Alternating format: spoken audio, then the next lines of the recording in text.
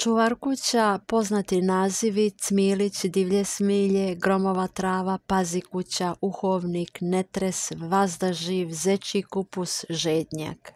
Ova biljka je ekstremno izdržljiva i može se pronaći na kamenjaru, raznim stenama, zidovima i na krovovima kuća. Čuvarkuća je trajna zeljasta biljka koja ima sočne, debele i mesnate listove koji imaju šiljaste završetke, a svi listovi zajedno tvore jednu prizemnu rozetu koja je široka oko 8 cm.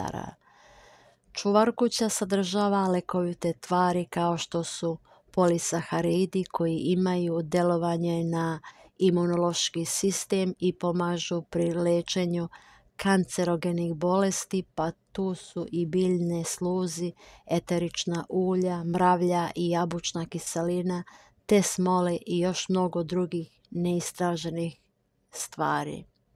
Zbog tih lekovitih svojstava koristimo je za lečenje sveže istisnutim sokom iz listova, nervne rastrojenosti, padavice, nemirnih snova.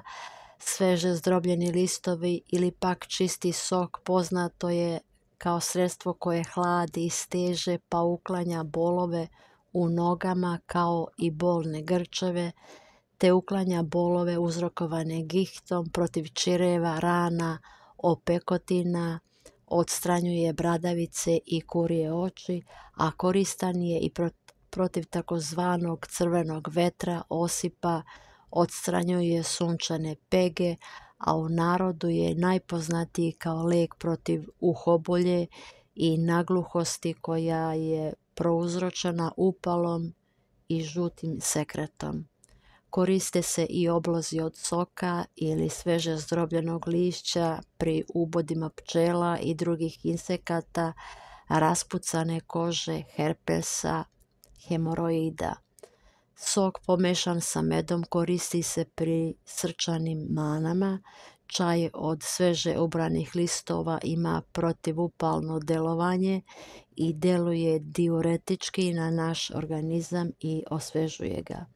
Pomaže kod prejake mesečnice, kamenaca u mjehuru, hemoroidima i odstranjuje gliste, a može se koristiti i kao oblog. Mast od čuvarkuće: 1 kašika sveže isceđenog soka iz listova čuvarkuće, 9 kašika izvorske ili destilovane vode, pomešati sa 200 g svinjske masti i kuvati na slaboj vatri dok se mast ne otopi, potom odmah tekuću mast procediti kroz cedilo u staklenku i ostaviti da mast otvrdne.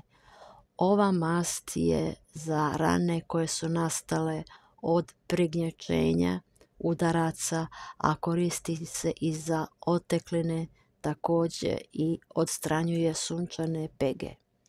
Tinktura od čuvarkuće: sveže usitnjene listove čuvarkuće pomešati sa istom količinom 70% alkohola.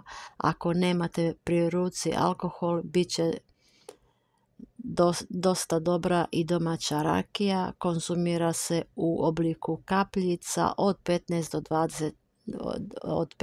do 20 kapi sa malo vode.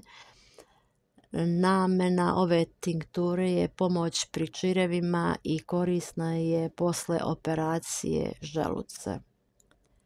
Čuvarkuća i med koriste se za jačanje imuniteta, za bolesti želuca, za ciste i miome, za poboljšavanje varenja, rešavaju probleme sa zatvorom.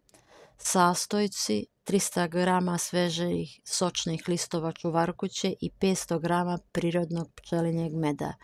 Listove čuvarkuće usitnite u super secku ili ih sameljite u mašini za meso sa sitnom rešetkom pa ih pomešajte sa medom. Dobijenu smesu sipajte u teglu koju ćete umotati u foliju, poklopite i odložite da stoji u frižideru. Čuvarkuća i med, prirodni lek, konzumirajte ujutru pola sata pre jela po jednu kašičicu. Nakon pola sata od konzumiranja ovog lijeka nemojte čak ništa ni piti. Ovaj prirodni lijek idealan je i za pročišćavanje organizma, to jest za detoksikaciju od nataloženih štetnih materija koje mogu biti uzročnici za nastanak mnogih bolesti. Probajte ovaj lijek i sami se uvjerite u njegovu djelotvornost. Želim vam dobro zdravlje, veliki pozdrav!